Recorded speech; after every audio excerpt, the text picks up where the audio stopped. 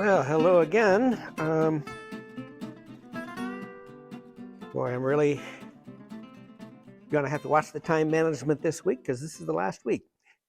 And so I want to make sure I get through all the material. Last week, we worked through some quotations from the letters and papers from prison. There was one set of quotations that I didn't quite get to, and I think it'll be a very good segue for us to the next unit, and also is going to, I think, echo very nicely with our worship service this morning and with the sermon. So you'll remember that Dietrich Bonhoeffer, between 1943 and 1945, April of 1943 and April of 1945, was a prisoner. During a few months, particularly in 1944, from April 30th of 1944 till sometime in August, he was writing a series of letters to his colleague and best friend, closest friend, Eberhard Bethge, putting some of his ideas down on paper for what the last 10 years or 11 years has meant to the church, and what he foresaw in the future for the church in Germany and in Western culture in general. And we looked at some of the things that he wrote during that period, including a poem, a letter to Bethge, a baptism sermon for the baptism of Eberhard Bethge's first son, who for whom he was the godparent. And the last thing that I want to look at is some excerpts from what Bonhoeffer called an outline for a book, just a few pages long. One of the very last things that he was able to send to Bethge. And in this outline for a book, he was just kind of saying, this is how I might put all the pieces together if I have an opportunity to do so. And of course, we know that he did not have that opportunity. So this is kind of a precious relic, you might say, that perhaps enables us to really see how Bonhoeffer saw all of these ideas as coming together. And so our first quotation here is actually from chapter 2 of the book, in which he is kind of speculating about, what how our understanding of God and our understanding of the Christian life might need to grow and develop. So he says, our relationship to God is no religious relationship. And remember, for Bonhoeffer, that word religious, in scare quotes here, is not a positive term entirely, right? He thinks that, in one sense, religion, as he understands it, is kind of an inevitable temptation of human life in general, and Christianity in particular. But it's one that we might want to be critical of. So he says, our relationship to God is no religious relationship to some highest, most powerful, and best being imaginable. That is no genuine transcendence. Instead, our relationship to God is a new life in being there for others. You can see he's going way back, in a sense, to the language that he used in his doctoral dissertation many years earlier for some of that language. Through participation in the being of Jesus, who, of course, he has said is the man for others. Right? The transcendent is not the infinite, unattainable tasks, but the neighbor within reach in any given situation. God in human form.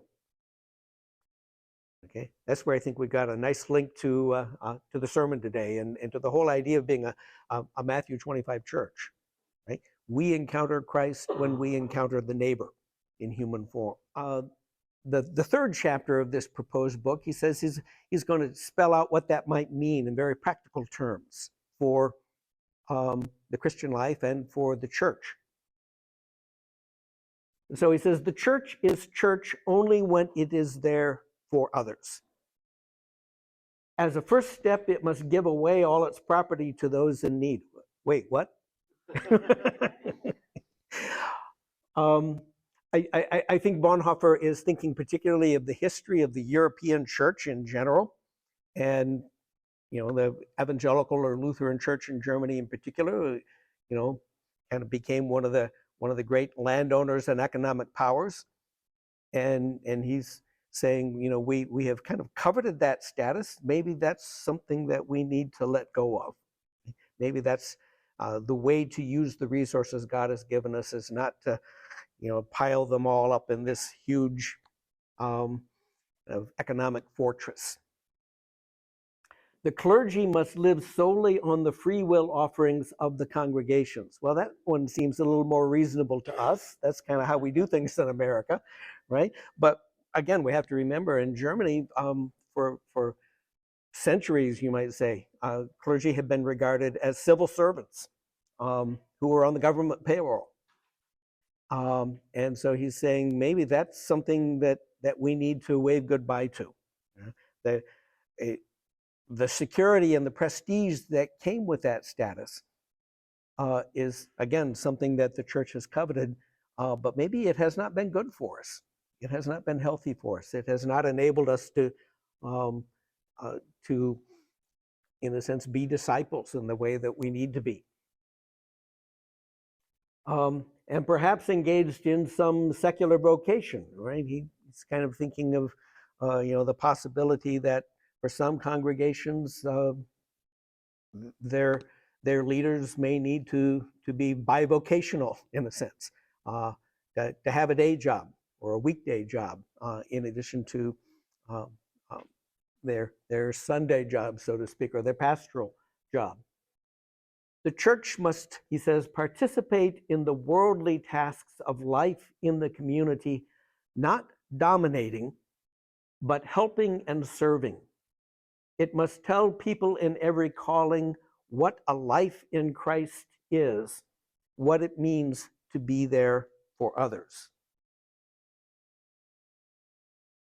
And then he goes on to say some things that he wants to apply very particularly to the church in Germany and maybe to the confessing church in particular.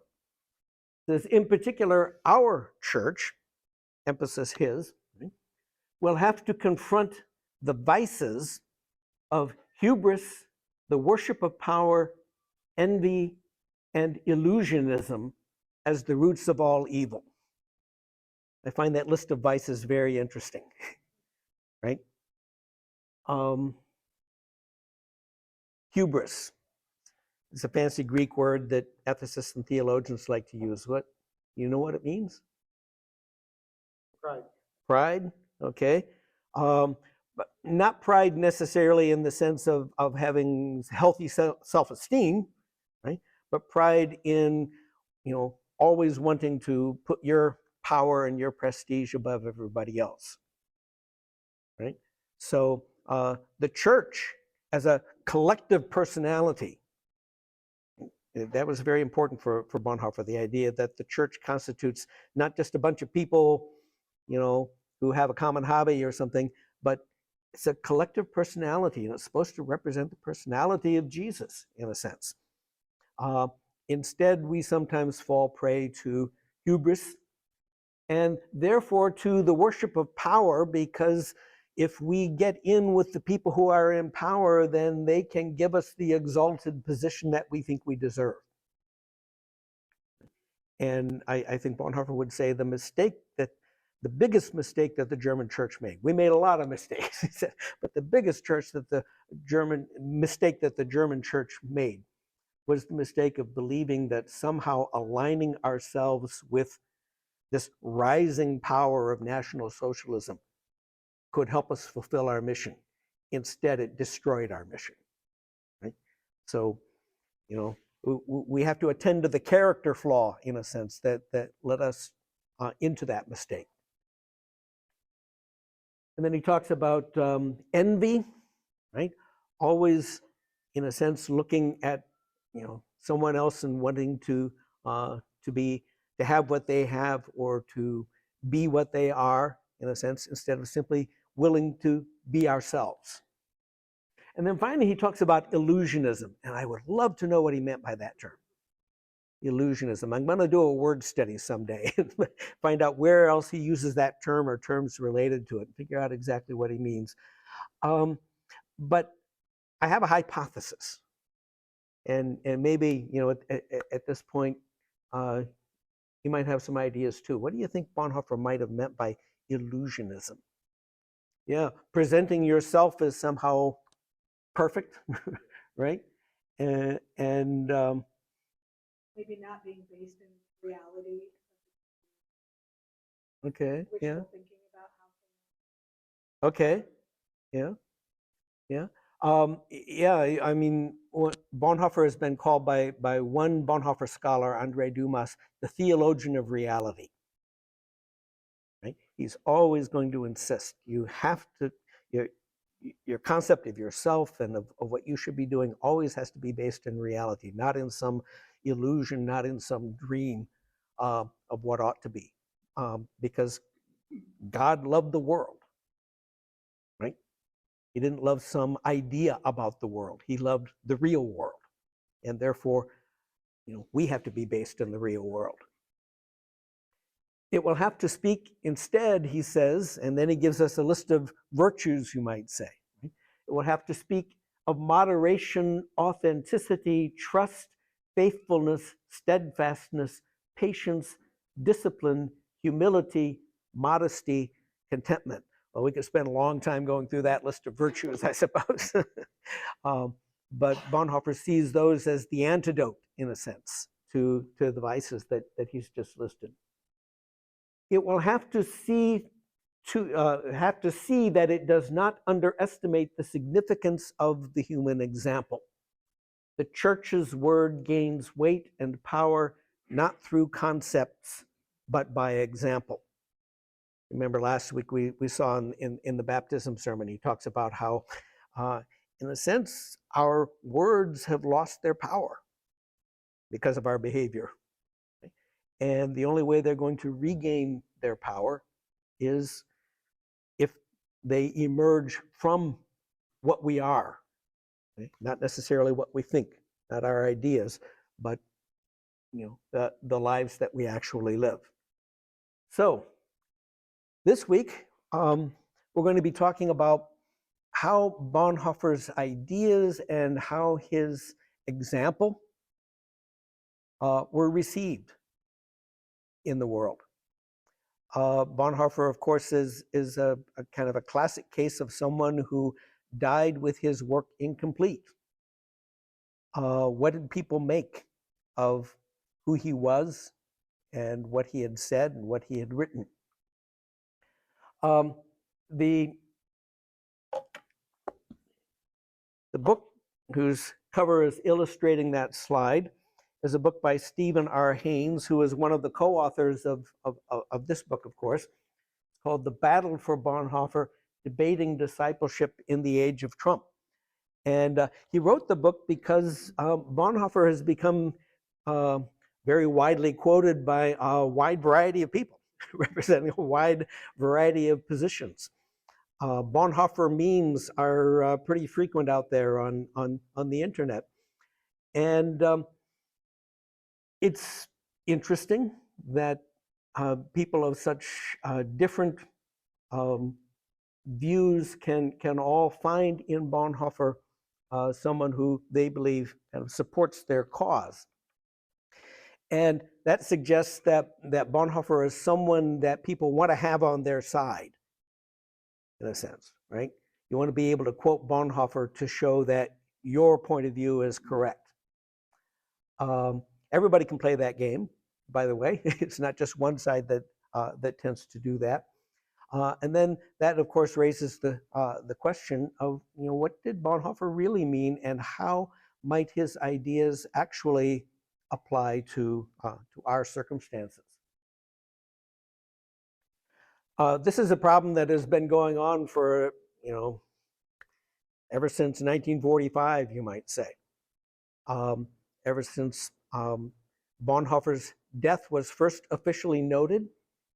Interestingly, Bonhoeffer's family and his fiancée still had hopes that he might have survived. They were searching for him amidst the rubble after the surrender of Germany in May of 1945. And the family first got confirmation that he had, in fact, been executed when a memorial service was broadcast in Germany from Great Britain, from Westminster Abbey, right? and in which Bonhoeffer's friends in England confirmed the news that he had in fact died. And of course, for them, Bonhoeffer represented a kind of a holy martyr.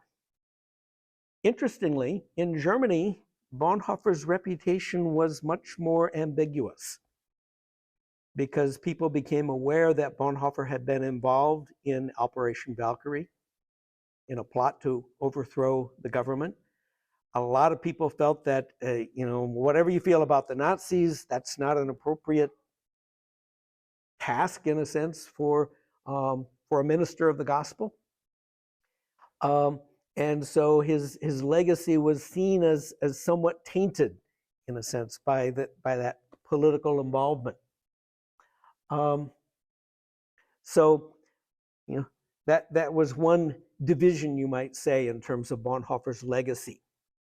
Another was, some people tended to see him as a pious evangelical pastor, and other people, particularly starting in the mid-1950s and kind of intensifying in the early 1960s under the influence of the so-called Death of God movement, they tended to see him as a radical Christian atheist. And you can still find people who will basically describe Bonhoeffer that way, that language about religionless Christianity and living without God, before God, just means that Bonhoeffer basically had rejected, Christian belief. But he's still kind of wanted, in a sense, the cachet, if you will, of Christianity, but without the baggage of beliefs. Bonhoeffer's legacy was celebrated, interestingly, in East Germany under communist rule. And theologians in East Germany tended to want to see Bonhoeffer as a kind of proto-Marxist, as someone who would have been supportive of the East German socialist regime. Other people outside of East Germany, and eventually some dissidents within East Germany, including some of the dissidents who eventually brought down the East German Marxist government, saw Bonhoeffer as a kind of an advocate of democracy. So another interesting division. One that we'll talk a little more about in a few minutes. Should Bonhoeffer be seen as a liberal egalitarian, someone who believed in equality between men and women, and had advanced and progressive views on race and economics and such things, or was he something of a conservative elitist? Someone who reflected the attitudes of the German bourgeoisie, among and even aristocracy, among whom he was raised. And finally, there was the issue of, in Bonhoeffer's thought, do we see continuity from beginning to end, or is there a radical turn? Is there a point where Bonhoeffer goes off in a really different direction, and that's not really closely related to what he has thought and said before that? So these are all some of the fissures, you might say, the gaps that we find in Bonhoeffer interpretation that people have tried to work through over the decades. I think we do see the emergence of a kind of consensus among what we might call an inner circle of Bonhoeffer scholars, at the center of which would be Eberhard Bethge, his closest friend and collaborator, and eventually his literary executor and biographer. But extending beyond that and extending also to some of his American friends and interpreters. And I don't know whether you can read that. It's a little dim. But I would say that that consensus would have several different features. First of all, they wanted to insist that Bonhoeffer's participation in the conspiracy was not just a total break with his past, that it was theologically based, that it was based on his understanding of what God was calling him to do. You might agree or disagree with it, but it wasn't an abandonment for Bonhoeffer of his theological framework or his sense of pastoral vocation. Secondly, they wanted to insist that religionless Christianity was not atheistic or reductionistic. It was not a matter of discarding Christian doctrines, in his view. It was a matter of interpreting them without what Bonhoeffer called the framework of religion. Third, as far as his political views were concerned, you probably shouldn't try to make Bonhoeffer your advocate because his own political views weren't that well formed anyway. He was a theologian, not a political scientist, right? Or a politician, even. And so we can probably see elements in Bonhoeffer's thoughts about society and politics that don't seem to fit all that well together, or fit maybe with what we would prefer him to be saying. That's okay. Bonhoeffer was Bonhoeffer. Right? And then finally, his theology shows both continuity from beginning to end. I think we've already seen some of that. Some of the language that he uses in his doctoral dissertation re-emerges, in a sense, in his very last writings from prison. So, there's obviously a sense that Bonhoeffer was consistent and continuous from beginning to end, and yet there is also development. There are ideas, concepts, facets, you might say, of his thought that only emerge in their full significance in his later thought. I think we can talk about a Bonhoeffer guild, in a sense. That is to say, a group of scholars who all share in this consensus. That doesn't mean they agree about everything. There's room within that consensus for differences of opinion and argument and debate and so forth. But there's also a larger consensus in terms of which they're operating. Eberhard Bethge's biography becomes kind of the touchstone for the Bonhoeffer Guild. The International Bonhoeffer Society becomes a kind of organization that kind of carries that consensus forward. They organize Bonhoeffer conferences and colloquia. There's one taking place in Australia, I think this coming year in 2024, that will be the latest in a series. Every 4 years, there's a kind of a major Bonhoeffer conference, but there are also other colloquia that occur, and then of course the papers from those get published, and those all kind of take the conversation forward within that consensus. And the Dietrich Bonhoeffer Works Project, of course, also is going to kind of represent that consensus. But as I said, there's still room for discussion and debate within that larger consensus about Bonhoeffer. And I want to look at maybe one example of that. And that gets back to that issue that we talked about a couple of minutes ago. Was Bonhoeffer an elitist, or was he an egalitarian? Or is the answer to that question yes?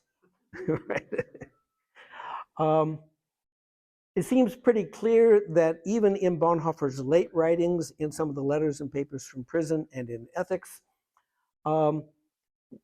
we see him expressing what might seem to us to be pretty traditional views of authority and of gender roles.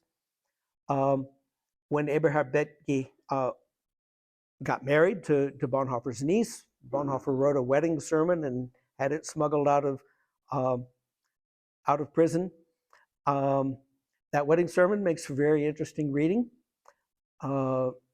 It, in some ways, kind of spells out pretty traditional roles for, wives and husbands in marriage. It's not one of the more frequently quoted documents from his oeuvre lately. I find it rather charming, but that's not to say, I'm always comfortable with what he's saying. In the Ethics, at certain points, he makes some rather dismissive comments on what he calls the rabble and the masses, that kind of suggests that they constitute a force within society, that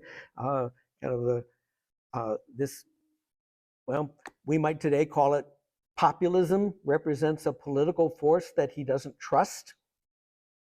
Right? And sometimes his language seems a little harsh there. And Bonhoeffer praises what he calls aristocratic Christianity. Now, he's very clear that by aristocratic, he does not mean the aristocracy of blood. It has nothing to do with your DNA or your ancestors or anything like that. In fact, he suggests that this aristocratic Christianity is, in a sense, open to anyone. But at the same time, the very notion of that there are levels that need to be acknowledged in terms of human achievement or human personality is something that not everybody is comfortable with. And finally, there's the fact that Bonhoeffer really throughout his life, although it comes through more clearly maybe in the early works and in the late works, not so much in the middle period, seems to be very obviously influenced by Friedrich Nietzsche. That seems to be an odd combination for a lot of people. They just, I had an interesting discussion, an exchange of letters with Marilyn Robinson over that issue. Right? She knows a lot about Bonhoeffer, and I think she has a pretty good understanding of Bonhoeffer in a lot of ways. But I suggested to her once that I thought Bonhoeffer was influenced by Nietzsche, and she kind of said, "Prove it." What's your evidence for that? And, we had a very interesting exchange on the subject. But given some of Nietzsche's attitudes, and particularly given the way that Nietzsche was going to be used by the National Socialists to support their cause in ways that I think Nietzsche himself would have been horrified by. But again, that seems just kind of an interesting piece to the puzzle. You're not quite sure how to fit it in. One way in which some Bonhoeffer scholars have dealt with that is to advance what I would call a regression theory about Bonhoeffer. Ruth Zerner is the person who I think advanced this thesis. This particular expression of it comes from a short biography of Bonhoeffer by Renata Vint that I like a great deal. I've used it in class in the past, but I'm not sure I entirely agree with her at this particular point. But here's how she expresses it. The shock of arrest and imprisonment in 1943 causes Dietrich Bonhoeffer to regress and take refuge in a sound past world. Only when he had been able to work through this crisis creatively could he overcome it and formulate a new approach to life and thought. Okay, so the idea is that when you you read these more traditionalist and hierarchical and elitist elements in Bonhoeffer, that represents, a kind of, regression to maybe his family background and some of the assumptions that they would have made. But then later on, he's going to, put that behind him and overcome that, so to speak. And so, we can kind of set aside some of those elements in Bonhoeffer because they represent that regression period. I guess my view is that doesn't quite work. It, just from a nitty-gritty historical point of view, those so-called elitist elements appear both before and after that initial period after Bonhoeffer is arrested. You can't corral them, so to speak, within that limited period and say, well, that just represented a temporary thing and he got over that later on. And they often appear right beside some of the elements that we might conceive to be more egalitarian. This suggests that Bonhoeffer's views can't really be assimilated to either pole of this supposed dichotomy. Is he an egalitarian or an elitist? Well, if you dichotomize them that way, then you have to answer, one or the other. But maybe we should assume that Bonhoeffer's view is unified, at least in his own mind, and seek to understand it, whether or not we entirely agree with it. In other words, let Bonhoeffer be Bonhoeffer. Don't insist that Bonhoeffer has to somehow line up with, with our views. It's an interesting example of that that comes from a very interesting essay that Bonhoeffer wrote just a few months before his arrest in late 1942 or early 1943. The exact circumstances, when it was written, what exactly belongs to it are a little ambiguous, but he seems to have written this essay. It's called After 10 Years, okay? Written at the very end of 1942, beginning of 1943. So after 10 years obviously means after 10 years of National Socialism, right? And after 10 years of the Confessing Church, and after 10 years of the conspiracy and everything else, what have we learned? And he wrote it just for a very small group of people, for Eberhard Bethge, and then for some of his colleagues, for Hans von Donani, and for some of his other colleagues in the resistance.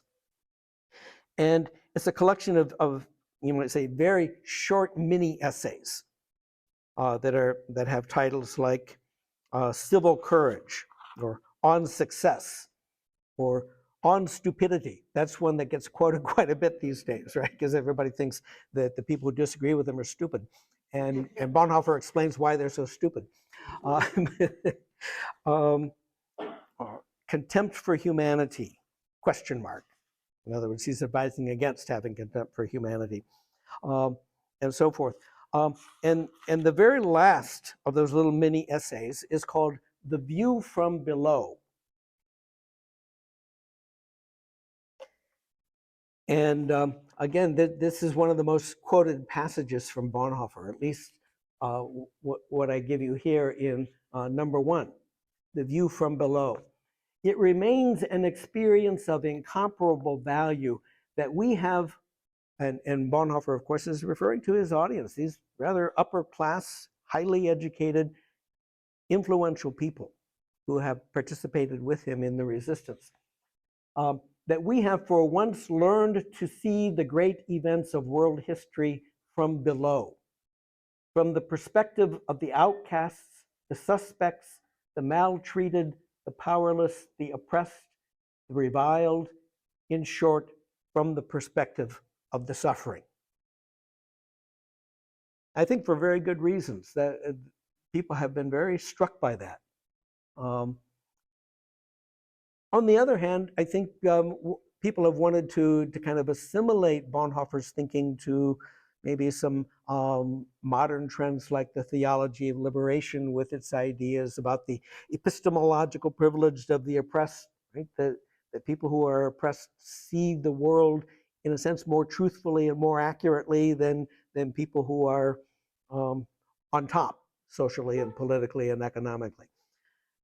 I think there's a lot of ways in which Bonhoeffer would agree with that. But it's interesting to me that the quotation always seems to stop right there. Okay? And it doesn't necessarily continue to the end of that little mini essay. You can see, by the way, how long that essay was. Not very long, just one paragraph. And at the end of that paragraph, Bonhoeffer is going to say this: but this perspective from below, which is so valuable and so important for us, Bonhoeffer says, must not lead us to become advocates for those who are perpetually dissatisfied.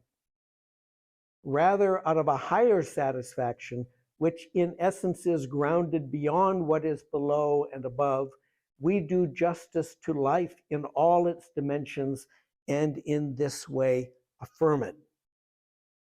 What does he mean by that? Well, we don't have time to get into that today, but that people have kind of grappled with that.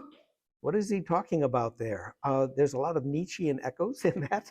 I think in some ways there's kind of a paraphrase of some passages from Nietzsche's philosophy, where Nietzsche is suggesting that what he calls ressentiment, kind of anger and envy and frustration at people who have stuff you want, envy, in a sense, is not the best key to understanding and living in the world. And I think Bonhoeffer, in a way, would agree with that. So it's not enough just to take that view from below. You have to combine that with this absence of resentment, right? And an ability to affirm all of life, not just your particular viewpoint. Well, that's kind of an example of one way in which people who are, you might say, more on the liberal side, politically, socially, and economically, tend to find Bonhoeffer insightful and helpful and stimulating, but not always a comfortable partner. Because sometimes he says stuff that it kind of brings us up short a little bit. An example from the other end of the political spectrum, in today's terms, might be the biography of Bonhoeffer that came out about, 15 years ago, written by Eric Metaxas, and which became a bestseller, right? And is the way that a lot of people maybe understand Bonhoeffer's life and work. By the way, that biography had not yet come out, I don't think, when this book was written. But so when they're talking about Bonhoeffer's legacy in the last chapter, they don't really deal with it. That's in a sense what Haynes was trying to do with this book. Eric Metaxas, you could say, is someone who doesn't belong to the Bonhoeffer Guild. He's an outsider to the guild, and that's not necessarily a bad thing. Sometimes outsiders can bring a fresh perspective. Sometimes the guild can get a little bossy, right?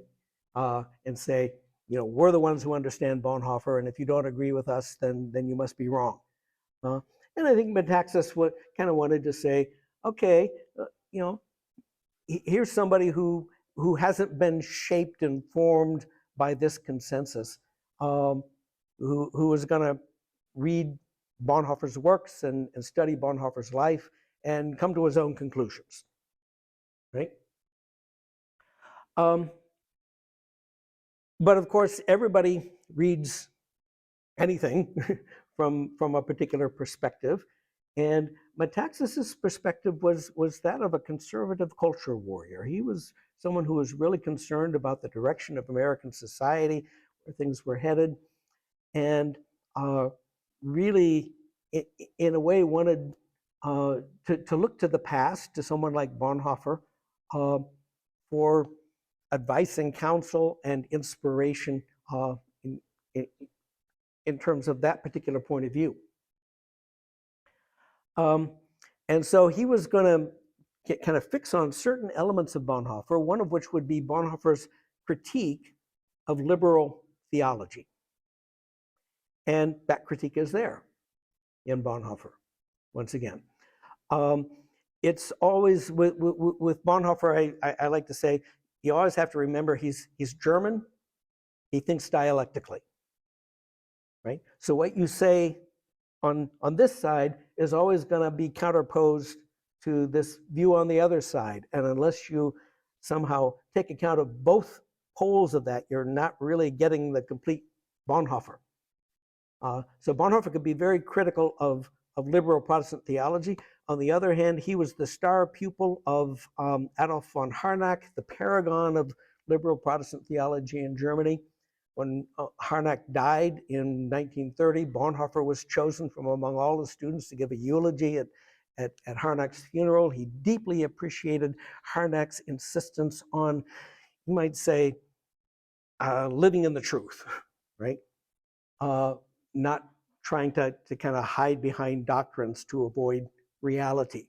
So that was very important for Bonhoeffer as well. When he came to America, he kind of said, all this liberal Protestant American theology is pretty shallow stuff. But on the other hand, when he comes back to Germany, he begins to, in a sense, incorporate some of those ideas into his own theology. So it was never just as simple as acceptance or rejection with Bonhoeffer. Metaxas tends to de-emphasize a lot of the ideas in the letters and papers from prison. He doesn't know quite what to do with religionless Christianity. It is a little dissonant for him. And so, like everybody, if you want to incorporate Bonhoeffer's ideas and example, but you're not comfortable with some of those ideas, you tend to want to de-emphasize those or weed them out. He kind of says, well, if Bonhoeffer meant anything by religionless Christianity, then that was a critique of liberal thought, right? Conservatives, they're exempt from Bonhoeffer's critique. Well, I think Bonhoeffer's going to say, yeah, nope, that critique is pretty general. We're all subject to it. It can occur in liberal forms, conservative forms. That doesn't really matter. The point is whether we're going to be able to embrace this new understanding of how we meet God in the world. And Metaxas, in the years after that biography, began to take an increasingly apocalyptic view of our current situation in American culture. These things tend to happen in a kind of polarized political environment like the one we have right now.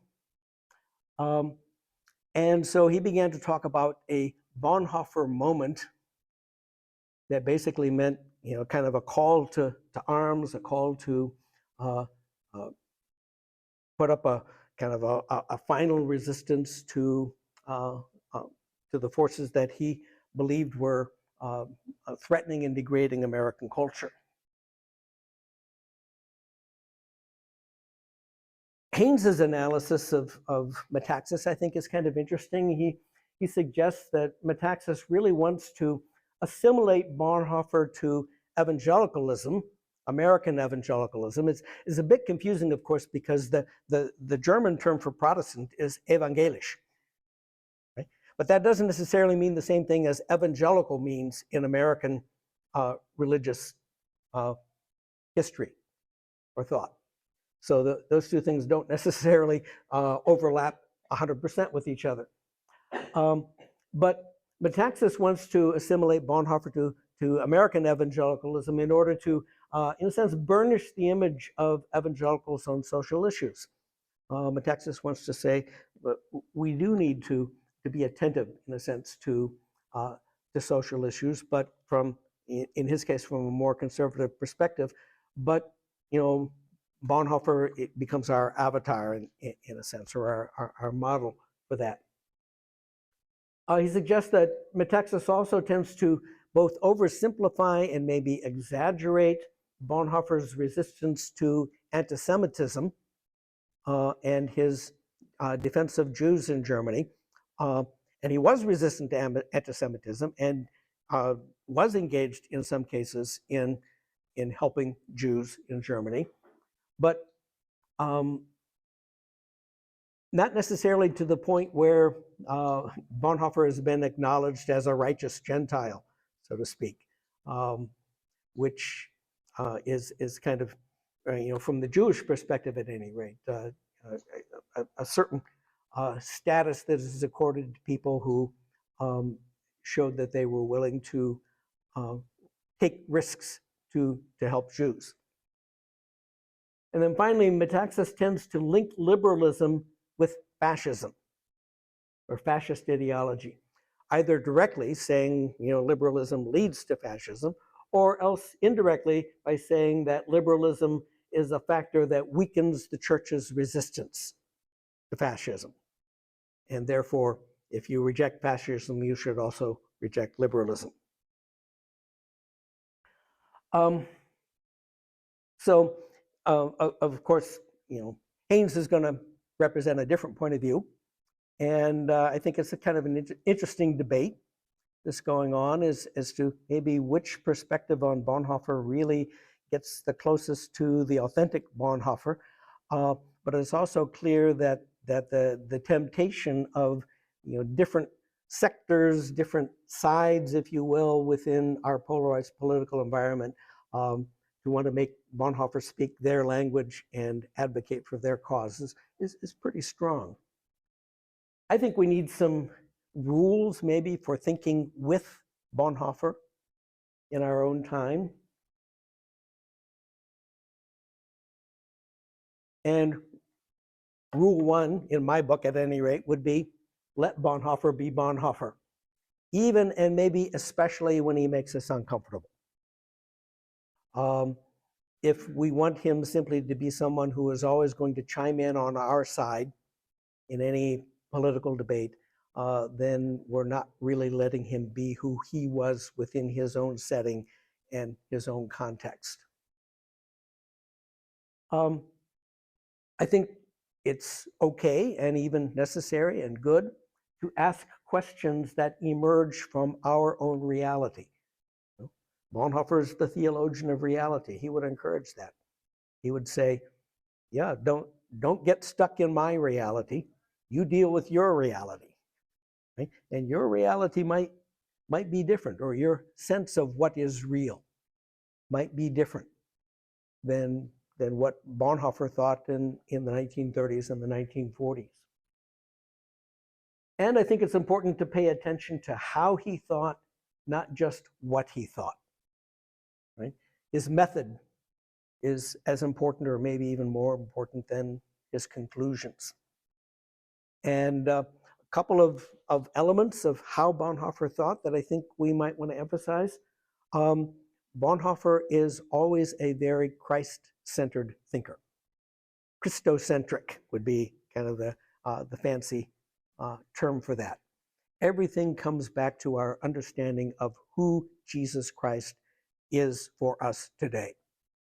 It's that question he asks in the April 30 letter to Bethke, right? April 30, 1944 letter. Who is Jesus Christ for us today? If you're asking that question, then Bonhoeffer would say you're thinking Christianly. And your thinking needs to be reality-based. Right? So it matters whether you get your facts right. And it matters whether you avoid illusions or illusionism, this way of living your life in a dream world that doesn't correspond to reality. And it matters that we be responsible. Remember that notion of responsibility that was so important for him, right? That our thinking, our way of understanding the world, dealing intellectually with the world, leads us to respond to the presence of Christ in the world, wherever we find that.